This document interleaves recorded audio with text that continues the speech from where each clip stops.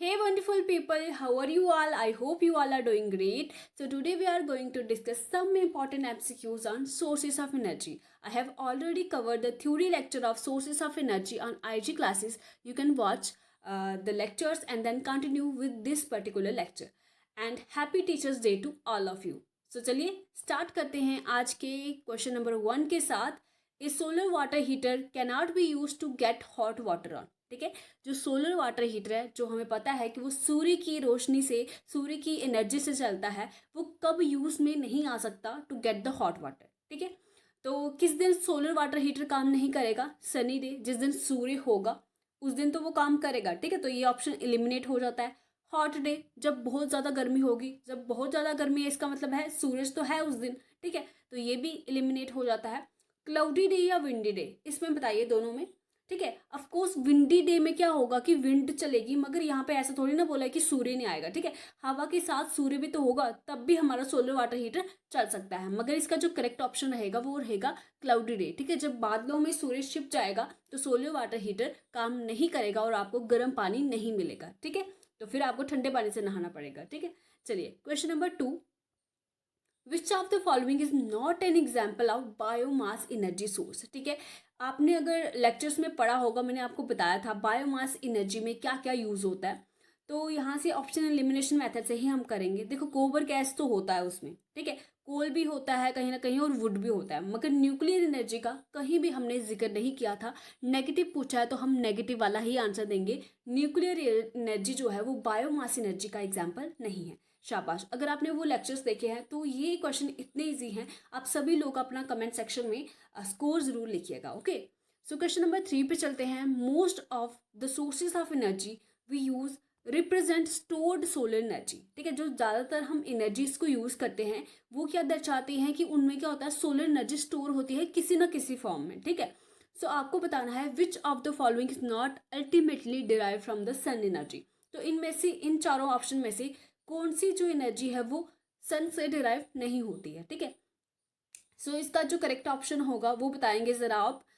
सो biomass तो कहीं ना कहीं देखो, चाहे प्लांट्स का प्रोडक्ट हम ले लें, एनिमल्स का प्रोडक्ट ले लें, तो वो कहाँ पे सर्वाइव, कैसे सर्वाइव करते हैं? प्लांट्स फोटोसिंथेसिस करते हैं. ठीक है, सो एनिमल्स क्या लेते हैं, कंज्यूम करते हैं, प्लांट्स कंज्यूम करते हैं, जो कि अल्टीमेटली सन की एनर्जी को ही स्टोर करते हैं, उसकी एनर्जी को ही प्रोसेसिंग करते हैं. ठीक है, विंड मैंने आपको बताया था कि अनइवन हीटिंग होती है जब लैंड और वाटर की, उसकी वजह से विंड चलते हैं. तो यहाँ पे भी कहीं ना कहीं सोलर एनर्जी का यूज़ हो रहा है. मगर यहाँ पे अगर हम बात करें, ऑप्शन सी यहाँ पे मुझे बिल्कुल करेक्ट लग रहा है. ऑप्शन सी के ही साथ ही हम जाएंगे, मगर आप ऑप्शन के साथ ही आप देखेंगे अपना. ठीक है, जो ऑप्शन होगा ना आपका परफेक्टली वो जो मैच करेगा वही आपने आंसर चूज करना है. ठीक है, सो यहाँ पे हम लेके चलेंगे न्यूक्लियर एनर्जी. ठीक है, जो कि सन से कहीं ना कहीं डिराइव नहीं होती है. सो क्वेश्चन नंबर 4 पे चलते हैं. विच of the following is non renewable source of energy. ठीक है, non renewable source of energy कौन सी एनर्जी होती है जो कि जल्दी से रिन्यू नहीं हो सकती. ठीक है, एक बारी खत्म हो गई तो उसको बनने में हजारों साल लग जाएंगे. तो ऐसी कौन सी एनर्जी आपने देखना है. देखो, विंड पावर तो रिन्यूएबल सोर्स ऑफ एनर्जी है, सभी जानते हैं. सोलर पावर भी रिन्यूएबल है. ठीक है, कोल है रिन्यूएबल. टाइडल पावर रिन्यूएबल है. ठीक है, तो कोल रिन्यूएबल नहीं है. देखो, कोल क्या होता है, कोल बनता तो है रिन्यूएबल मटेरियल से, लकड़ी वगैरह से, जो बड़े हाई टेम्परेचर और प्रेशर में नीचे दब जाता है, जो भी हमारा बेस्ड मटेरियल होता है कई बार. तो मगर ये कोल को बनने में, गुड क्वालिटी ऑफ कोल को बनने में बड़े सारे साल लग जाते हैं. ठीक है, तो इसको हम non renewable source of energy में गिनेंगे. ठीक है, बाकी सब क्या है, बाकी सब रिन्यूएबल है. क्वेश्चन नंबर 5 पे चलते हैं. Question number 5 is solar energy is harnessed using. ठीक है, सोलर एनर्जी को कैसे कलेक्ट किया जाता है, कैसे उसका उपयोग किया जाता है. ठीक है, सो क्या सोलर सेल से किया जाता है, टरबाइन से किया जाता है, डैम से किया जाता है, जियोथर्मल वेल से किया जाता है. ठीक है, तो कहीं भी हमने टरबाइन नहीं पढ़ी सोलर एनर्जी के लिए, डैम्स नहीं पढ़े, जियोथर्मल वेल्स नहीं पढ़े. ऑप्शन ए करेक्ट है, सोलर सेल्स को यूज किया जाता है ताकि हम सोलर एनर्जी को हार्नेस कर सके. ये सभी का सभी मैंने आपको पढ़ाया हुआ है. सो क्वेश्चन नंबर 6 आपकी स्क्रीन पे है. Which of the following is disadvantage of using fossil fuel. सबसे बड़ा डिसएडवांटेज क्या है फॉसिल फ्यूल को यूज करने का. ऑप्शन ए है दे आर एक्सपेंसिव. समवट हो सकता है इसका आंसर, मगर बाकी वाले पढ़ लेते हैं. They are difficult to transport, they emit pollutants when burn, या डी they are not available in large quantities. देखो सबसे बड़ी मुसीबत इस समय दुनिया के सामने ये है फॉसिल फ्यूल को यूज़ करने का कि ये पोल्यूशन बहुत करते हैं, ठीक है। तो इसीलिए हम क्या कर रहे हैं, जो है वो हम सोलर एनर्जी की तरफ शिफ्ट हो रहे हैं, टाइडल एनर्जी की तरफ शिफ्ट हो रहे हैं। सो ऑप्शन सी यहाँ पे बिल्कुल अप्रोप्रिएट जाएगा। क्वेश्चन नंबर 7 पे चलते हैं। Geothermal energy is obtain from. Geothermal energy कहाँ से ऑब्टेन की जाती है, ये मैंने आपको सब पढ़ाया है, इसके लिए आप IG क्लासेस में जाके वीडियोस देख सकते हो। सो जियोथर्मल एनर्जी क्या सन से मिलती है, अर्थ के कोर से मिलती है, बायोमास से मिलती है, न्यूक्लियर रिएक्शन से मिलती है, ठीक है। सो ऑप्शन यहाँ पे कौन सा करेक्ट होगा, अर्थ का कोर, ठीक है। चलिए क्वेश्चन नंबर 8 है, which of the following is a renewable source of energy that is commonly use in rural areas of India. ठीक है, कौन सी रिन्यूएबल सोर्स ऑफ एनर्जी है जो कि रूरल एरियाज में, गांव के एरियाज में यूज किया जाता है भारत में। ऑप्शन ए है कोल, बी है ऑयल, सी है बायोगैस या डी है नेचुरल गैस। सो इससे जो करेक्ट सबसे आंसर है यहाँ पे ऑप्शन सी। मैंने आपको बताया था कि बायोगैस जो है वो रूरल एरियाज में यूज की जाती है। क्वेश्चन नंबर 9 पे चलिए। क्वेश्चन नंबर 9 आपकी स्क्रीन पे है, which of the following is disadvantage of using solar power. ठीक है, सोलर पावर को यूज करने का क्या डिसएडवांटेज हो सकता है। It is expensive to produce. देखो सोलर सेल को लगाना, सोलर पावर प्लांट को लगाना एक्सपेंसिव तो होता है, no doubt. It is not reliable in all weather condition. It emit pollutants, ये तो है नहीं, ठीक है, पोल्यूशन थोड़ी ना करता है सोलर। सोलर तो फिर हम लगा क्यों रहे हैं उसको, ठीक है, उसकी तरफ क्यों शिफ्ट हो रहे हैं, ठीक है। सो सोलर पावर जो है वो पोल्यूशन नहीं करती है, ठीक है, वो एक नेचुरल सोर्स है।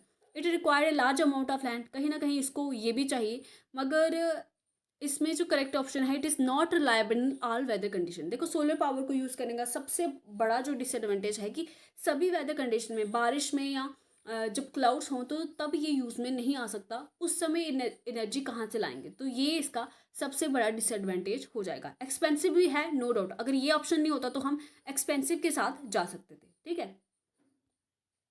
So question number 10 is, which of the following is a renewable source of energy that is used to power vehicles। ठीक है, तो कौन सी रिन्यूएबल सोर्स ऑफ एनर्जी है जो कि व्हीकल्स को, गाड़ियों को चलाने के लिए यूज में लाई जा रही है। ठीक है, आपने सभी ने सुना इतनी बार इथनॉल ब्लेंडिंग के ऊपर कितनी बार न्यूज़ होती है, तो ऑप्शन डी यहाँ पे करेक्ट है। और इथनॉल मिलता कहाँ से, हमें मोलेसिस से मिलता है, जो कि शुगर केन का एक प्रोडक्ट है। ठीक है, तो ये एक रिन्यूएबल सोर्स ऑफ एनर्जी है जो कि व्हीकल्स में यूज़ किया जाता है। ठीक है,